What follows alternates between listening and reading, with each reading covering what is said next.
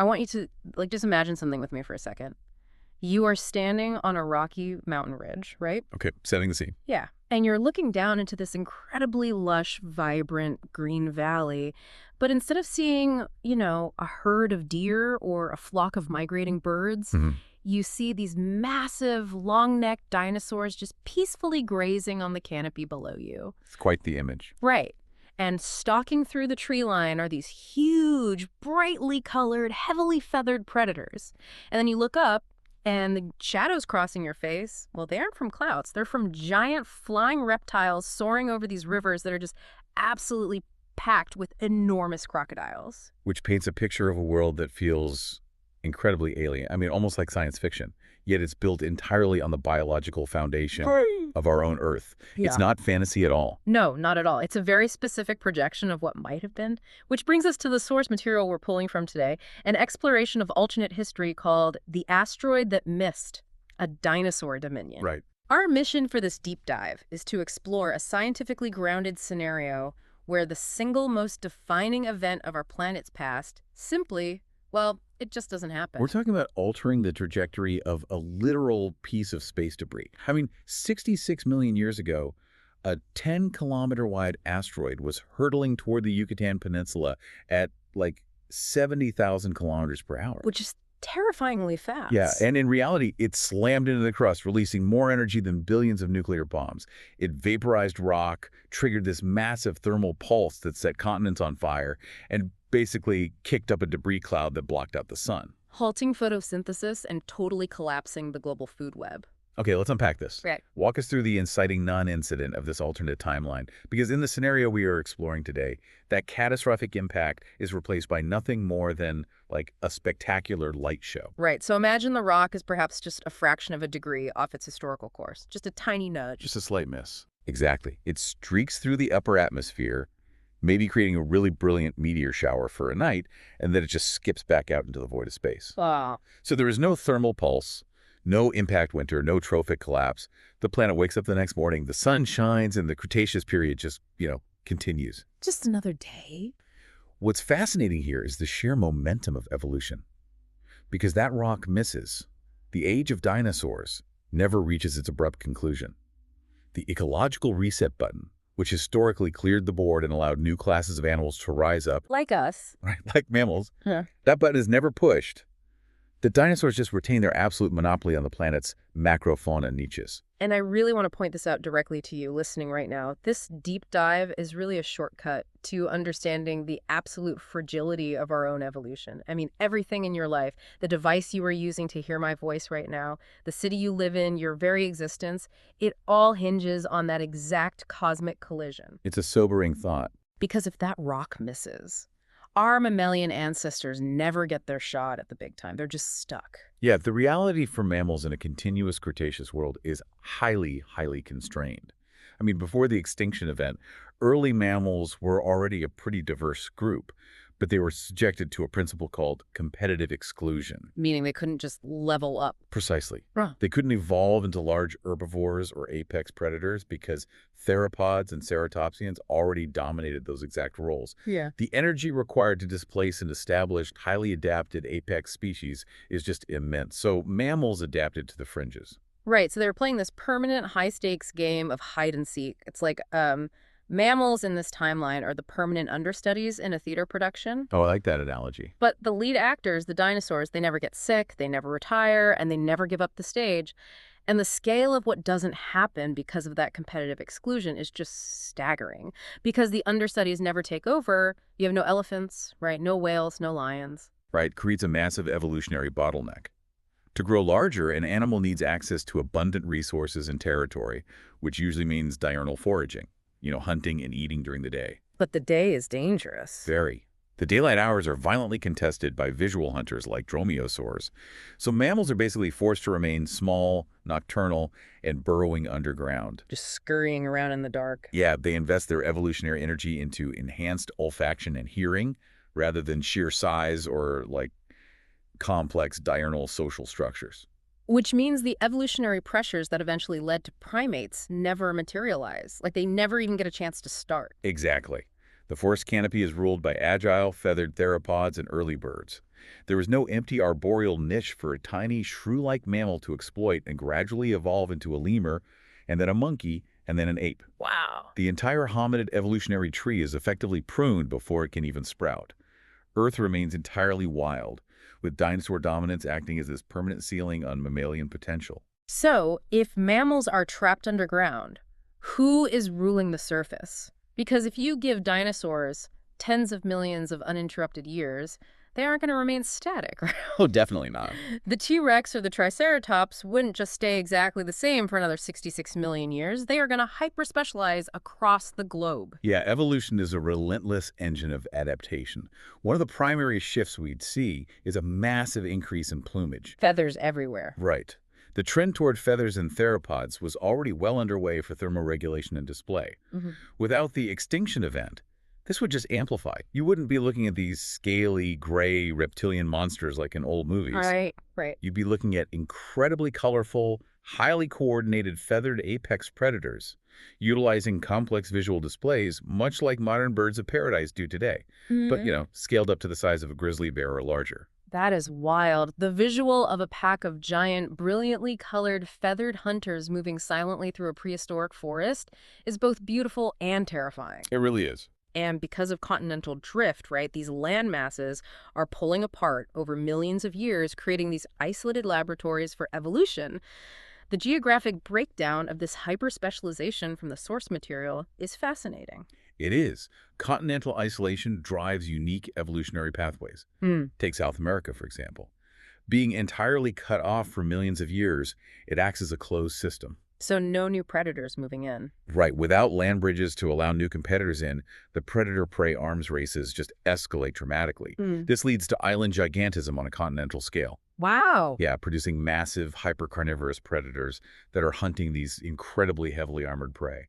While North America becomes like the ultimate battleground for defense mechanisms. Exactly. North America sees this huge explosion in the diversity of ceratopsians, the horned herbivores. Like the Triceratops family? Yep. The evolutionary pressure from highly efficient pack-hunting predators forces these herbivores to develop increasingly elaborate frills, massive horns, and really defensive herding behaviors. And what about Asia? Meanwhile, in Asia, the open steppes favor cursorial hunters. So fast-running, highly intelligent pack animals that rely on stamina and complex social coordination to take down migrating herds. And Africa. The source talks about Africa being completely different. Africa remains the domain of the titans. The sheer size of the continent allows for the continued dominance of the massive sauropods. The long necks. Right. Their sheer bulk acts as a deterrent, and they serve as these vital ecosystem engineers, essentially clearing out vast swaths of forest canopy and cycling nutrients across enormous ranges. And then you have Australia, which becomes, well, an evolutionary funhouse. Just like it is today, honestly. Exactly. Okay. Much like it produced bizarre marsupials in our timeline, extreme isolation would result in highly derived, strange dinosaur species that look and behave unlike anything else on Earth. Okay, I have to push back on the static tropical paradise idea for a second. We are talking about tens of millions of years of uninterrupted evolution. The Earth's climate didn't just stay balmy. We had the Pleistocene glaciations. The ice ages, yes. Right. Massive ice ages covered huge portions of the northern hemisphere.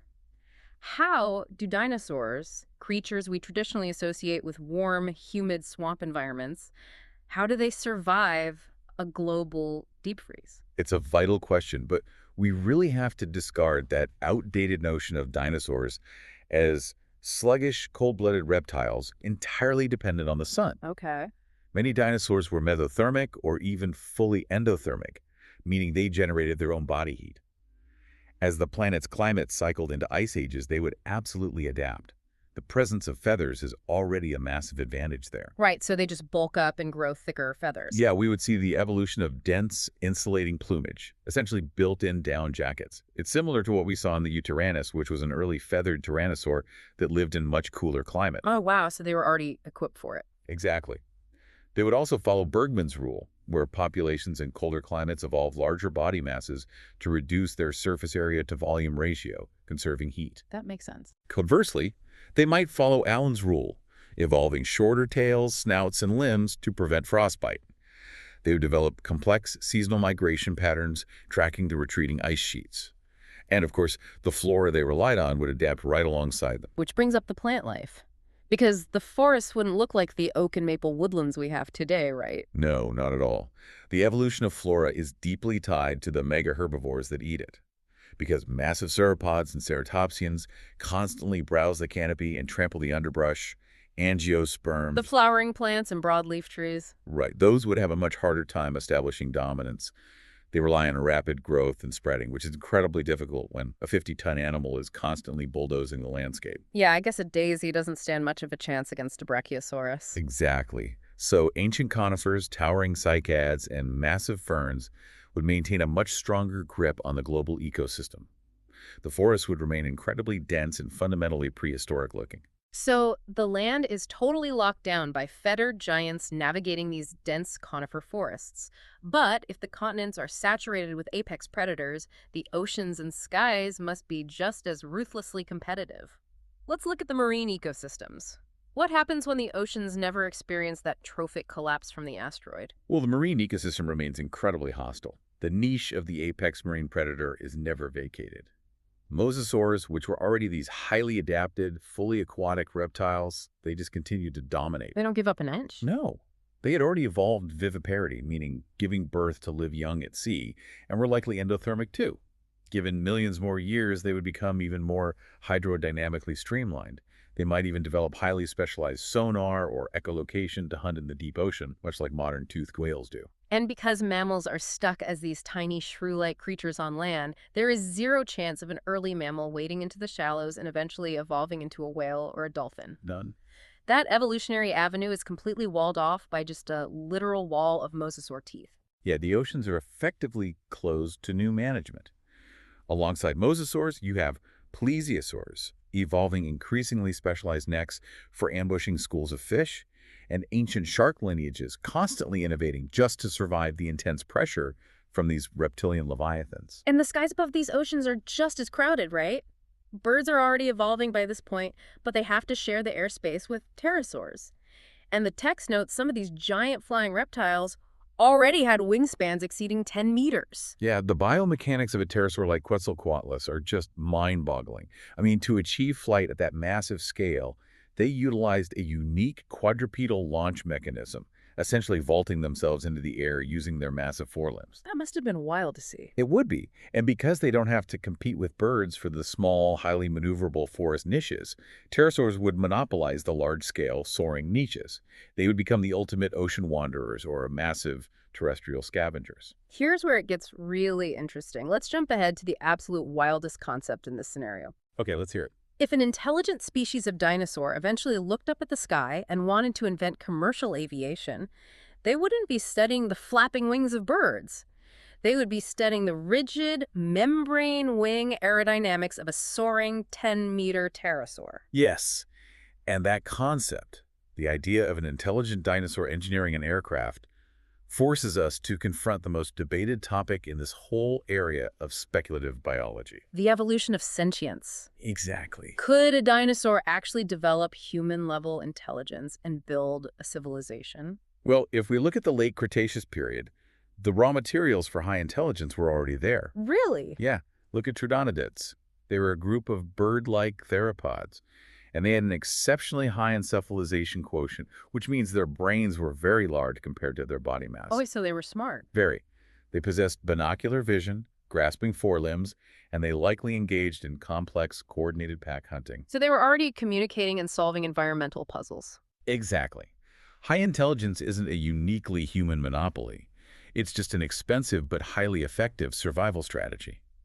Navigating complex social hierarchies within a pack, anticipating the movements of prey, adapting to fluctuating environments, all of that creates a feedback loop that rewards increased neural density. Brain power. Right.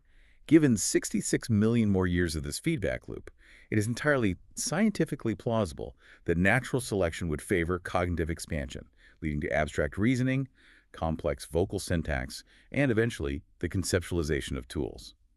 Okay, I am struggling with the mechanics of this, though. Let's say a descendant of a troodontid develops abstract thought. Human civilization, like our entire technological tree, relies heavily on the fact that we have highly dexterous, opposable thumbs. Yes, it does. We can precisely strike flint, we can forge metal, we can wire a circuit board. How do you build a skyscraper or construct a power grid when your primary manipulators are stiff, gelatinous claws and a beak? Well, that requires us to completely redefine our concept of technology. We suffer from a severe anthropogenic bias, basically assuming that progress inherently means metallurgy, combustion, and silicon. Right. But a sentient species with totally different appendages would develop a completely different technological tree. Instead of mechanical engineering, they would likely master biological engineering. Wait, biological tech, walk me through the actual mechanics of that. How does a claw cultivate a city? Think about leafcutter ants or termites for a second.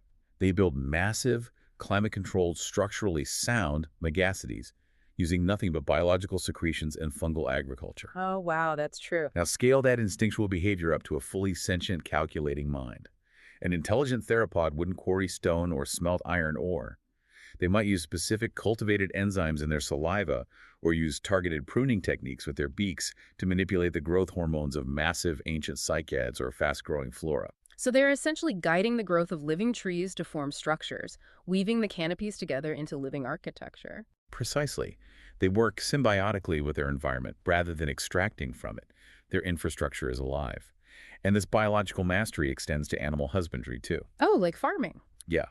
Instead of domesticating horses for agricultural labor, they might selectively breed massive, docile hadrosaurs, the duck-billed dinosaurs, to clear land or transport goods. And instead of dogs, they might domesticate smaller, highly social raptor species as hunting companions or guards, utilizing food sharing to forge a bond, which is very similar to how early humans domesticated wolves. Exactly. Their entire civilization is built on directed biological manipulation. Even their written language might not be ink on paper, but complex, tactile scarification on the bark of living trees. Like scratching into the wood. Yeah, utilizing the precise depth and angle of claw marks to convey syntax. They could achieve agriculture, complex infrastructure, and profound cultural depth without ever smelting a single ounce of bronze. It just completely shatters the idea that technological progress has to look exactly like human progress. It really does. Okay, let's pull the lens all the way back here. We've built this incredibly detailed, biologically sound world. So what does this all mean for us? If we kept this to the bigger picture, it highlights the terrifying role of pure chance in the cosmos. We usually study history through the lens of inevitability, like the rise of Rome, the Industrial Revolution, the mapping of the human genome. We act like we are destined to do it. Exactly. Huh. But none of it was inevitable. Every single human achievement, every piece of art, every scientific breakthrough was predicated on a random piece of space debris intersecting with our planet's orbit at the exact right millisecond. It's deeply humbling. Without that impact right now, a highly intelligent feathered theropod could be standing in a biologically engineered living city, looking through a lens made of polished natural crystal studying the stars. Yes. And they would be completely unaware that in some alternate parallel timeline, the tiny, shivering, nocturnal mammal scurrying around their feet actually rose up to inherit the Earth. It totally underscores that dominance is temporary and highly conditional. I mean, the dinosaurs were the undisputed masters of terrestrial life for nearly 200 million years. They didn't do anything wrong. They didn't fail to adapt. They just got unlucky. Right. They were simply subjected to a variable completely outside of their control. And it reminds us that our own mammalian dominance is just as conditional. Which brings me to a final thought I want to leave you with, something for you to mull over today as you go about your life. Our planet operates on deep geological timescales and mass extinctions, whether from volcanism, gamma ray bursts, or changing atmospheres. They are a recurring feature of the Earth's operational cycle. It happened. So imagine this advanced, biologically engineered dinosaur civilization exists. They've woven their massive living cities, they've mastered their ecosystem. But what happens if they eventually face their own unavoidable mass extinction event? Say another asteroid finds them, tens of millions of years later. Okay, a second strike. Because their entire infrastructure was biological, like living wood, bone tools, selectively bred fauna, it would all decompose. Once the living cities rotted away, what would their fossil record even look like? That is a fascinating question. Would the next species to rise from the ashes even know this magnificent, highly sentient civilization ever existed at all? Or would they just dig up the bones of a slightly larger troodontid, notice some strange, uniform claw marks on a petrified tree trunk, and remain completely blind to the alien world that came before them?